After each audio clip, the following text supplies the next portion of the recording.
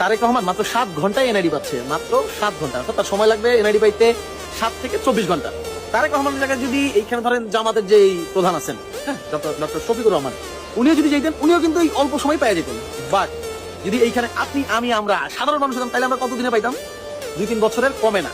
আর application করতে গেলে হয়তো কি সার্ভারের সমস্যা, এইটা সেইটা, নানান কেচ্চা কাহিনী। আসলে দিন শেষে কি বাংলাদেশের যত ফ্যাসিলিটি, এগুলো এলিট শ্রেণী পায়। আপনার আমার মতো যে সাধারণ যারা মানুষ, এরা আসলে কখনোই পায় না। অথচ এই যে 7 ঘন্টায় যে এনআইডি পাচ্ছেন উনি, এটা কিন্তু আপনার আমারও পাওয়ার কথা ছিল। এটাই আমাদের নাগরিক অধিকার।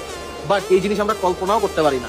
আপনি ভাই আওয়ামী লীগ হন, আপনি বিএনপি হন, আপনি জামাত শিবির, আপনি যে মনে সে হন, আপনি নিজেও কিন্তু এনআইডি ঠিক করতে গেলে একটু লম্বা সময় আপনার মানে খিচ মেরে থাকতে হবে যে আমি কবে পাবো কবে পাবো।